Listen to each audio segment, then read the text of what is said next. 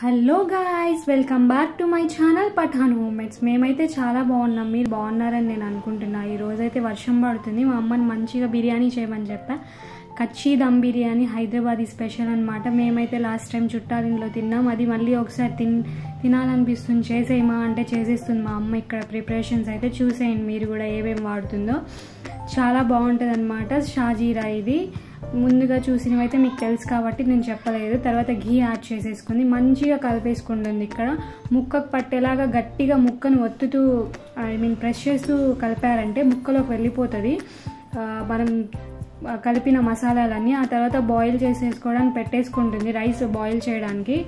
ఇక్కడ కావాల్సిన మసాలాలన్నీ చూపిస్తుంది మా అమ్మ, చూపించి వేసేస్తుంది అనమాట. ముందుగా కలిపి పెట్టుకున్న దాంట్లో కచ్చి పౌడర్ అనమాట, దానివల్లే కచ్చి దమ్ బిర్యానీ అని వచ్చిందనమాట. ఆ మసాలా అయితే నెక్స్ట్ టైం మేము చూపించేస్తాము. ఇదైతే ఆ మసాలా గరం మసాలా పచ్చిమిర్చి వేసి బిర్యానీ ఆకు వేసి మంచిగా కలిపేసుకుంటున్నాం. ఇక్కడైతే బాగా ముక్కని పట్టుకుంటూ గట్టిగా ప్రెస్ చేస్తూ కలిపారంటే ముక్కలోకి వెళ్ళిపోతుంది ఆ గ్రేవీ మొత్తం. మ్యారినేట్ చేసి పెట్టుకున్నాం మేము ఒక 20 మినిట్స్. ఆ తర్వాత మ్యారినేట్ చేసుకుని అయిపోయిన తర్వాత ముందుగా బాయిల్ చేసుకోవడానికి పెట్టుకున్నాం కదా, ఆ మసాలా వాటర్నే ఒక గ్లాస్ వేసేసుకున్నాం అనమాట. 2 టైమ్స్ వేసి కలిపేసుకుంటున్నాం. ఇక్కడ కలుపుకున్న తర్వాత వాటర్ పెట్టుకున్నాం కదా, ఆ వాటర్లో కొంచెం సాల్ట్, ఘీ, కొంచెం ఆయిల్ వేసి ఫ్రీడమ్ ఆయిల్ వేసి కలిపేసుకున్నాము. అక్కడ కూడా ఒకసారి ఇక్కడ మళ్ళీ పెరుగు వేసి కలుపుతున్నారనమాట మా మదర్.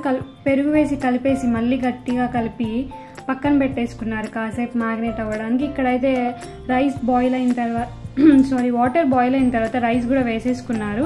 వేసేసుకొని ఒక్కొక్క లేయర్గా వేసుకుంటున్నాము. ఒక్కొక్క లేయర్గా వేసుకొని గార్నిష్ చేసేసుకుంటాం అనమాట. పుదీనా అండ్ కొత్తిమీర, ఫ్రైడ్ ఆనియన్స్తో. మీరు కావాలంటే జీడిపప్పు కూడా యాడ్ చేసుకోవచ్చు. వర్షం పడుతుంది కదమ్మా, ఏదైనా మంచిగా తిందాం బాగుంటుంది అని చెప్పినప్పుడు ఈ బిర్యానీ గుర్తొచ్చింది. సో చేసేయమని చెప్పాను నేనైతే. చాలా బాగుంటుంది టేస్ట్, మీరు ఒకసారి ట్రై చేసేయండి. ఎంతమందికి ఇది ఇష్టమో కూడా కామెంట్ చేసేయండి. చూసారా, ఇక్కడ లేయర్స్ వేసేసుకొని మేము పెట్టేసుకుంటున్నాం. మళ్ళీ స్టవ్ మీద పెట్టుకుంటాం అనమాట. ఒక 10 to 15 మినిట్స్ కింద ఉడికిపోవాలి కదా చికెన్. సో అందుకని ఈ చల్లని climate plus biryani plus Thums Up ఎంతమందికి ఇష్టమో కామెంట్ చేసేయండి. నాకైతే చాలా ఇష్టం అన్నమాట.